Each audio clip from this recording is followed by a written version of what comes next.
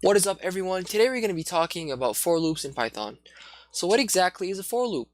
Well, like the name implies, it's really just a loop that actually executes a certain action or block of code for a set number of times. So let's actually go through an example and explain it step by step. So first of all, you type in for, and then any variable name you want. A, X, it could be like an actual word like name, I, whatever. Usually people sometimes use letters like I for simplicity. So for I in range, and then you actually put a number in here, colon, and then you actually put the action that you want to do in each loop execution. And I want to print the value of I. So calm down, right? This might look confusing to you beginners, right? But it's totally fine. We're going to actually go through this step by step. So what's actually happening, right, is I'm basically saying, well, it's important to first understand that I has a default value of 0, right? So I is actually 0 right now when you first run this. So I'm saying as long as I is in range of 3, which means as long as I is less than 3, I'm actually going to come in here and execute this block of code or this action, right? So what actually happens though is when you actually go in here and execute this, I is actually going to increase by 1 automatically after this action is done. And so you go back here again and you check, well, is the new value of I still in range of 3? So does that mean is I still less than 3? And if it is less than 3, it's going to go back in here and execute it again. And then after it executes it again, it's going to increase I by 1. And so the cycle goes on and on and on until finally I is no longer in range of 3. So that means I is actually not less than 3 anymore. And that's when this whole loop is done. It terminates and then you go on to the next line of code. So let's actually trace the actual program. So starting off, like I said, I is 0. So I say is I or is 0 in range of 3. So is 0 less than 3? Yes, it is. So I'm going to actually come in here and print the value of I, which is currently 0.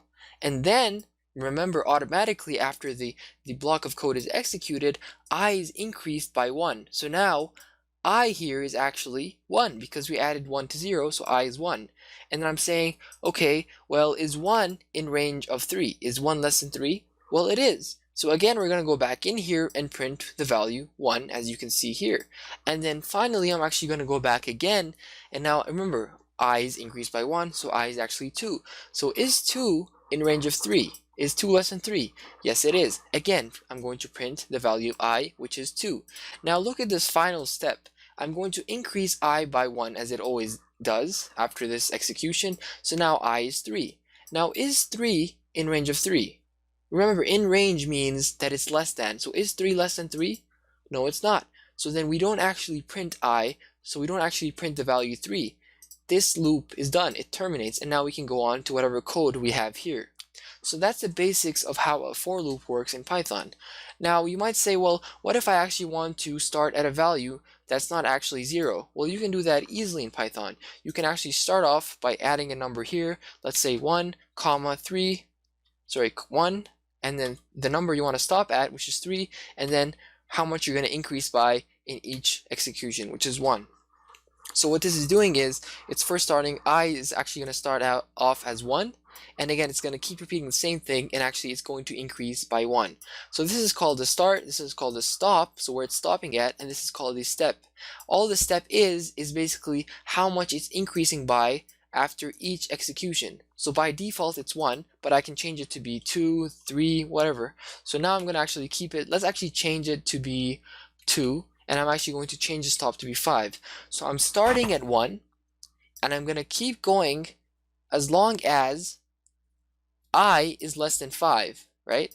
And at each execution, I'm going to actually increase the I value by 2. So let's actually run this and see how many times. Look, so as you can see here, it only actually executes this twice. Well, why is that? Well, because I'm actually starting at 1, right? So 1 is less than 5, correct? So I'm going to execute this. I'm printing out 1. Well, now I actually have to increase I by what? By 2, because that's what I defined here. And so 1 plus 2 is 3. So now I is 3. Well, is 3 less than 5? Yes, it is. So I'm going to go back here and print out 3. And now I'm actually going to increase I by 2 again. And now actually I is 5. Well, is 5 less than 5? Well, no, it's not. So I'm not going to actually print this out. And I'm actually going to, the loop is terminated. And then I go to the next step, whatever code I've written here. So that's how you can customize your start, stop, or step points. So now, some of you might say, well, can I actually put in a loop inside of a loop? Well, yeah, that's actually what a nested loop is. So a nested loop is when you have a loop inside of a loop. So I'm going to use another variable name just for simplicity. So I'm going to say for a in range, right, 2, and I'm going to just reset this back to, the default 3, just for simplicity. So now what's happening is, right, what's happening is actually, I have a loop here that's going to be executed 3 times, right? Because I is starting at 0, so it's going to be 0, 1, 2, 2 is less than 3, right? It's going to go through it 3 times, and it's going to execute this whole block of code 3 times. So what can you imagine is going to happen here? Well, for starters, this print statement is going to be printed 3 times, right? But what about here? There's actually another loop inside of a loop. So what's going to happen if we actually run this? As you can see, there's actually a lot of iterations. Well, why is that? Well, because what's happening really, sorry guys, what's happening is there's 3 iterations of this kind of parent loop, right? And then inside of this loop, I'm actually going to iterate twice. So inside of one iteration of this big loop, I'm actually going to first print the value, and then I'm actually going to execute this loop, which is actually going to iterate or execute twice. So let's actually quickly run through this. So for starters, I is 0, and so I'm actually going to print I, since I is less than 3, right? Printing I, which is 0, and then I'm going in here, and I'm saying, well, okay, A is actually 0, right?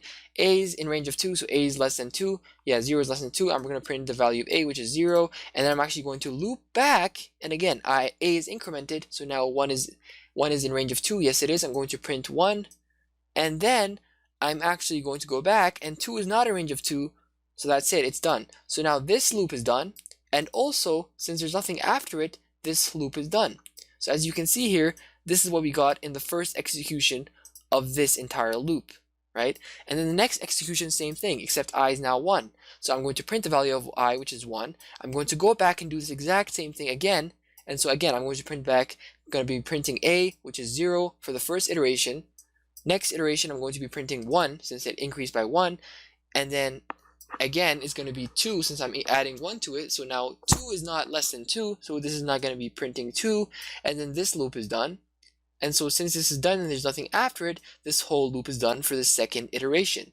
So then finally, the last iteration, same thing, except now in this case, I is 2. I'm printing out I, which is 2 in here. And then I'm again doing this whole loop, right? Iterating through it twice, as you can see here. And then finally, now I is actually 3, since I increases after the entire loop is the block of code is done executing. I is actually 3, and then since 3 is not less than 3, this whole loop is done. It terminates. So then the program is done. So as you can see here, that's how you can actually nest loops. So nested loop is really just a loop inside a loop. So now, guys, you might not see the complete practicality of for loops, but that's totally fine because, we haven't actually went over some more fundamental stuff like lists and tuples. And as we can actually go over those, we're going to actually see how loops and while loops, which we're going to discuss in the next video, can be used and can be quite practical and useful in those cases. So thanks for watching, guys. Make sure to stay tuned and like and subscribe.